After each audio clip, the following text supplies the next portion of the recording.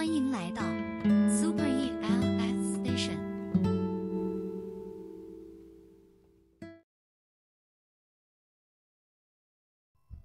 有朋友曾问作家蔡澜：“你一向待人随和，跟街边小贩都能聊上几句，你到底有没有不喜欢的人？”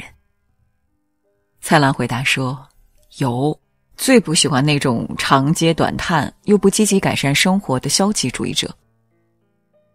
生活中有人逢苦必诉，落难即颓，有人从不卖惨，不指望别人为自己撑伞。前者活成了别人眼中的弱者，后者活成了自己的靠山。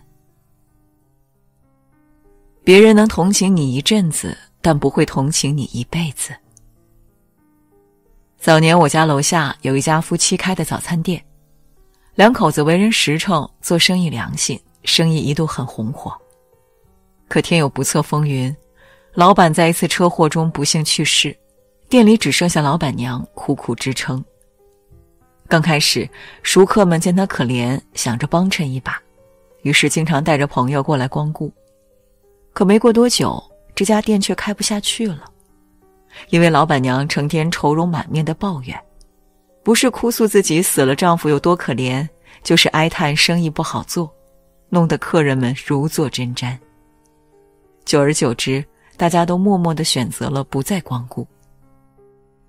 老板娘实在撑不下去，只得闭店回了老家。听过一句话，哭嚎、抱怨、逃避并不会使烦恼变小，反而会让自己失了分寸，被别人看穿了弱点。人生实难，我们会遇到种种不如意之事，一味把心里的垃圾倒在外面，换不来你想要的慰藉，恐怕还会招致反感和嫌弃。你跟别人抱怨工作难，别人可能会觉得你拿着丰厚的薪水，不过是在他面前显摆。你感情不顺，对朋友大吐苦水，次数多了，对方也会烦躁，想要逃离。别人能同情你一阵子，但不会同情你一辈子。四处诉苦，不过是用海水解渴。少点倾诉，多些自渡。当你走过最暗的夜，自能等来明亮的天。别人或许会扶你一程，但无法渡你一生。曾在网上看过一个问题，有哪些令你醍醐灌顶的人生真相？有个高赞回答说：求人如吞3尺剑，靠人如上9重天。以落难者身份等待别人帮助，你等来的可能不是仗义相助，而是冷漠与寒凉。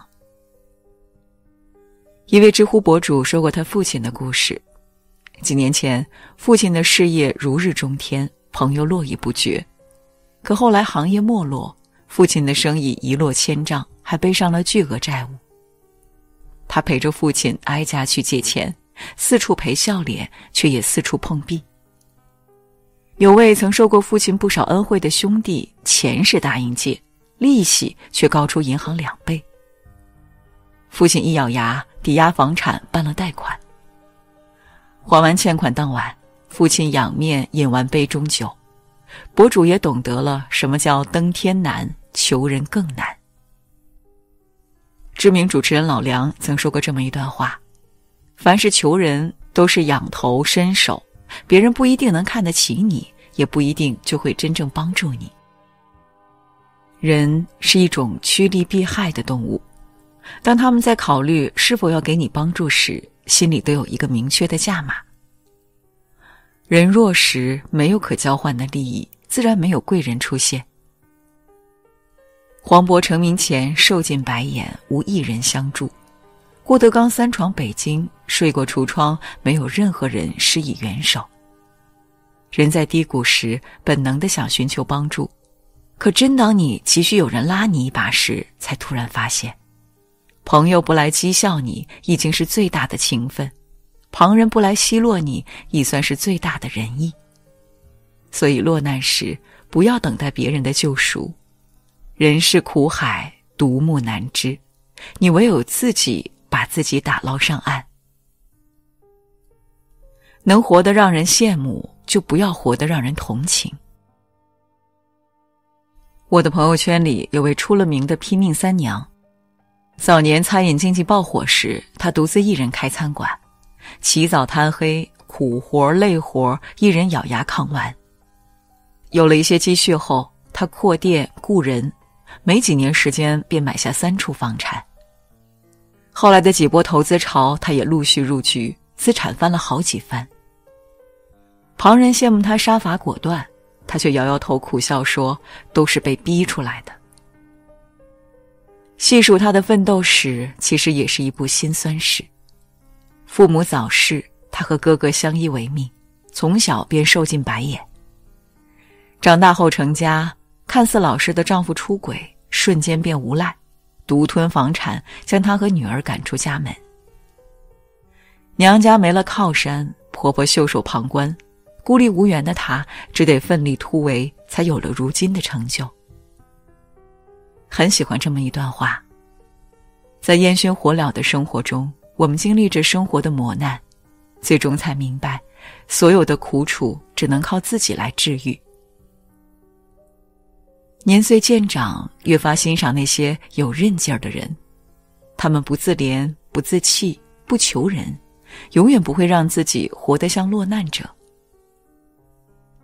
艺术家秦怡这一生遭遇过诸多无常，幼时被遗弃在育婴堂，后被姐姐接回家，才算有了栖身之所。成年后，婚姻生活也是一波三折。第一段婚姻遇人不淑，第二段婚姻丈夫酗酒成性，最疼爱的儿子患上精神疾病。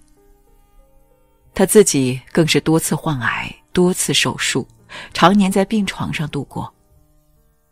落到这般境地，她是最有资格四处哭诉，以弱者的姿态等待别人救赎的。但她却没有。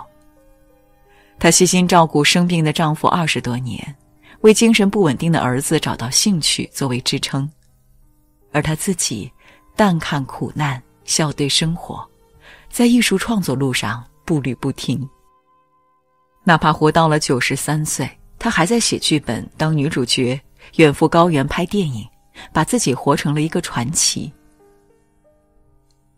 早前看过这么一句话，印象颇深：但凡能活得让人羡慕，就不要活得让人同情。弱者等待别人的垂怜，永远无法走出生活的泥沼，而强者都选择将磨难嚼碎，喂大自己的心智与格局。张爱玲在散文《雨伞下》中说过一个寓言：下大雨时，有人打着伞，有人没带伞。没伞的挨着有伞的，竭力想钻到伞底下去躲雨，可是雨顺着伞的边缘不断流下来，反而比外面的雨来得更加凶猛。挤在伞檐下的人不仅没躲到雨，头发和脖子都被雨水淋湿。生活风雨交加，人生苦乐相随。身居幽暗的日子里，不要凄凄哀哀，顾影自怜，等待别人施以援手，不如大大方方与命运交手。叶听愿你从此不抱怨，不依赖，做命运的掌舵者，自己的摆渡人。